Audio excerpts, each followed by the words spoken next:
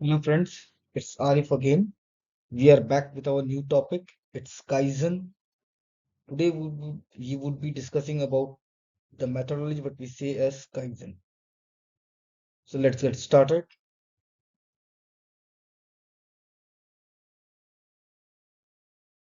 So before we start, what we need to know is what is Kaizen. Kaizen एक Japanese word से translate होता है जिसे हम लोग कह सकते हैं चेंज फॉर द बेटर।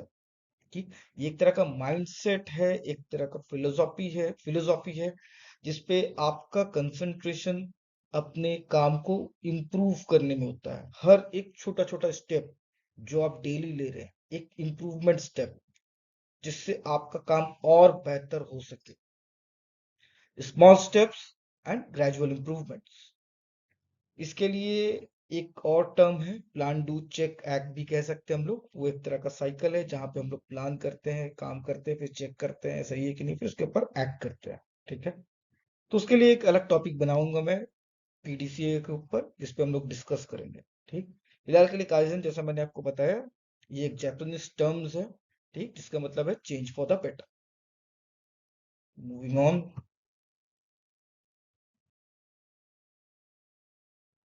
समझते हैं बेनिफिट्स क्या है काइजन का। काइजन के बेनिफिट्स क्या है? ये बूस्ट करता है हमारे प्रोडक्टिविटी को, हमारी इफिशियंसी को। हेल्प करता है जो वेस्ट है हमारे काम करने में, जो हम लोग टाइम वेस्ट कर रहे हैं या प्रोडक्टिविटी वेस्ट कर रहे हैं या ऐसा कोई चीज जो वेस्ट है हमारा, ठीक, जिससे हमारा काम में वो नुकसान कर रहा है, तो उसको कट करने में, कॉस्ट कटिंग करने में हेल्प करता है हमें। ठीक, एक तरह से ये टीम वर्क को और कम्युनिकेशन को एनहेंस करता है हमारा। इससे क्वालिटी जो है हमारा इम्प्रूव होता है, कस्टमर सेटिस्फेक्शन बढ़ता है और एक वर्क प्लेस सेफ्टी का इन्वायरमेंट बनता है। ठीक, साथ साथ में ये एनकरेज करता है कि हम लोग छोटा छोटा स्टेप्स लेते रहें और उसमें कंटिन्यूअस हम इसमें इम्प्रूवमेंट कर सकें।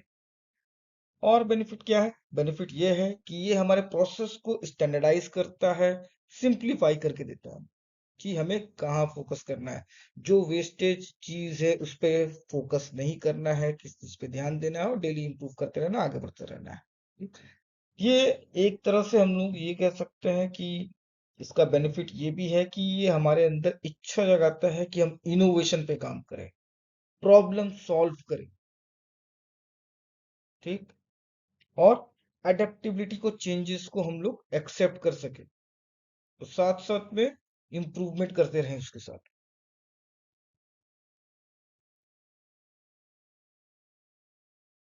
काइजन के प्रोसेस स्टेप्स जैसे मैंने बताया।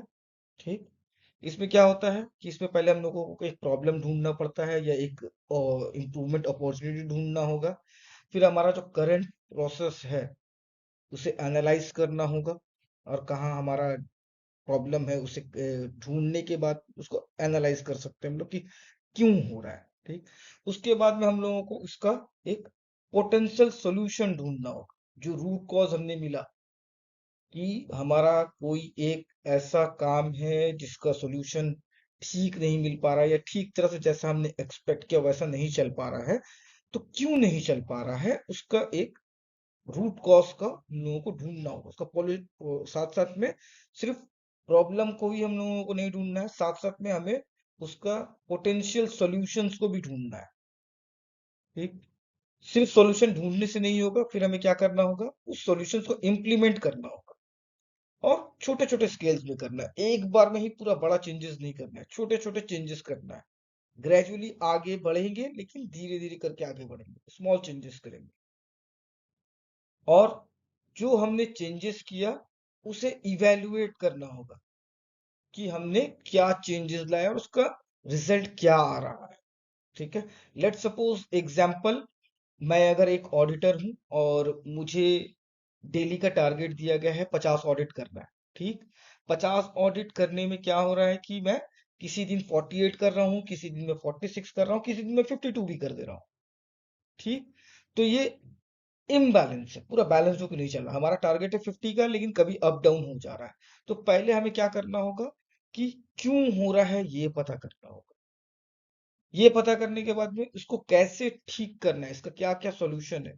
कहीं ऐसा तो नहीं है कि मैं अपना टाइम वेस्ट कर रहा हूँ कुछ ऐसा एक्टिविटी में जिससे मेरा जो टारगेट है वो मीट नहीं हो पा रहा है। लेट सपोज एग्जाम्पल, अगर मैं ऑडिट करते वक्त, ठीक, अपने रिमार्क्स को ही लिखने में ज्यादा टाइम लगा दे रहा हूँ, ठीक, तो हम क्या कर सकते हैं, अपने रिमार्क्स को आगे से तैयार करके रखेंगे, सिंप्लीफाई करके रखेंगे, उसे कॉपी करेंगे, पेस्ट करेंगे, टाइम बचेगा, जिससे हम अपना जो टारगेट है 50 ऑडिट्स का उसको जल्दी अचीव कर पाएंगे। साथ साथ में ये हमें और भी हेल्प कर सकता है, जैसे कि हमारा जो प्रोसेस है उसको स्टैंडर्डाइज कर देने में, कि हाँ, ये चीज है, इसमें ऐसा होगा, फर्स्ट स्टेप में हमें ये करना है, सेकंड स्टेप में हमें ये करना है, थर्ड में हमें ये करना है, ठीक, और हमारा फोकस सिर्फ और सिर्फ इम्प्रूवमेंट में करना हो, ठीक। और जब हमें पता चल गया हमने क्या किया, हमने पहले प्रॉब्लम्स को ढूंढा, उसको एनालाइज किया, उसका सॉल्यूशंस ढूंढा, सॉल्यूशंस पे काम किया, फिर हमें यहाँ रुक नहीं जाना है, अब इसी साइकिल को रिपीट करते चलना है, हमें रुकना नहीं है। एक एक काम को हमने क्या किया, एक बड़ा प्रॉब्लम ढूंढा, ढूंढने के बाद में उसको एनालाइज किया, एनालाइज करने के बाद में उसका सॉल्यूशंस ढूंढने के बाद में हमने उस पे काम किया। अब वहीं रुक नहीं जाना है, अब इसी पे ही इस साइकिल को रिपीट करते चलते रहना होगा, चलते रहना होगा, जब तक कि वो बेस्ट नहीं हो जाए। और अगर बेस्ट हो भी जाता है हमारा वो प्रैक्टिस, तो इसे रोकना नहीं है, इसे कंटिन्यू करते रहना और बेहतर बनाते रहे, ठीक। पीडीसीए के बारे में एक छोटा सा लाइन लिखा हुआ है यहाँ पे, this cycle supports ongoing incremental enhancements in a control and systematic manner. ये हमें हेल्प करता है कि एक ऐसा प्रोसेस जो चलता रहे, ऑनगोइंग हो, ठीक, और उसमें एनहांसमेंट एक कंट्रोल्ड वे में हो, आउट ऑफ कंट्रोल ना हो जाए, ठीक है। चलते हैं नेक्स्ट।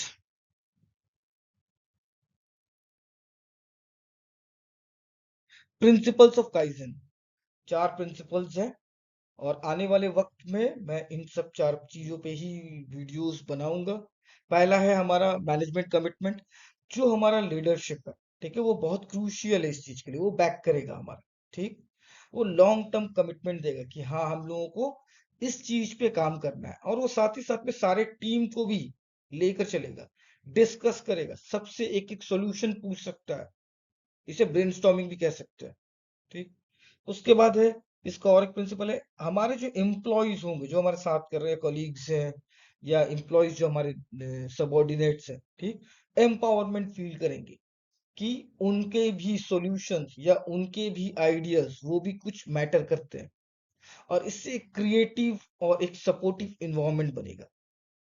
तीसरा है फाइवर्स प्रिंसिपल। फाइवर्स प्रिंसिपल ये एक अगेन एक जापानीज टर्म है, ठीक, जिसको हम लोग आगे आने वाले वीडियो में देखेंगे। इसके ऊपर एक मैं अलग से टॉपिक बनाऊंगा, जिसमें हम लोग पूरा इस चीज को एक्सप्लेन करेंगे। फॉर द टाइम बीइंग मैं आपको बता दूं, ये हमें हेल्प करता है चीजों को शॉर्ट करने में, ठीक, और हमें हेल्प करता है वेस्ट को रिड्यूस करने में, ठीक है। चौथा है गंबा वॉक। गंबा क्या है, कि ऑपरेशनल फ्लोर पे क्या चल रहा है, हमें वहां जाना होगा, क्या चैलेंजेस आ रहे हैं, क्या इश्यूज आ रहे हैं, ये हम अपने सीट पे बैठ के समझ नहीं सकते।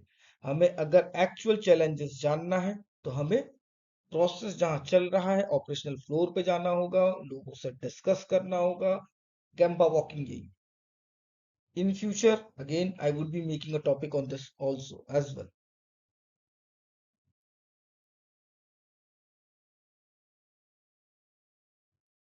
काइजन एप्लीकेशन, इसे आप चाहें तो अपने बिजनेस में भी लगा सकते हैं, ठीक, जैसे implement a Kaizen event or small continuous improvement project to address specific problems। यानी कि हम लोग काइजन को अपने बिजनेस पे लगा सकते हैं, और आइडेंटिफाई करके कि हमारे स्पेसिफिक प्रॉब्लम है, उसका सॉल्यूशन ढूंढ सकते हैं, अपने प्रोसेस को स्टैंडर्डाइज कर सकते हैं, न्यू प्रोसेस बना सकते हैं, साथ साथ में उसका ओवरऑल इफिकेसी जो है उसको भी बढ़ा सकते हैं। इसको आप चाहे तो अपने पर्सनल लाइफ में भी इंप्लीमेंट कर सकते हैं, कि आप एक छोटा, एक अचीवेबल गोल को प्रिपेयर करें, टारगेट सेट करें, और अपना आपको उस टारगेट के लिए पूरा कंसिस्टेंट दे, पूरा उसको आप टाइम दें, कमिटमेंट दें, छोटा छोटा इंप्रूवमेंट लेते रहें डेली रूटीन्स में, जिससे कि इन फ्यूचर एक बड़ा चेंजेस आएगा आपके टाइम, आने वाले टाइम पे। जैसे एग्जांपल पर्सनल लाइफ में अगर आपने डिसाइड किया है 10 kgs कम करना है, तो 10 kgs आप एक दिन में कम नहीं कर सकते। डेली 100-100 ग्राम, या डेली लेट सपोज आप 2 किलोमीटर, 5 किलोमीटर, 6 किलोमीटर चल रहे हैं, उसका छोटा छोटा ये जो जो इम्प्रूवमेंट है, ये आने वाले वक्त में हेल्प करेगा आपका 10 kg वेट लूज करने में। So thank you so much. Hope I'm clear with the topic. Thank you so much. Have a great day.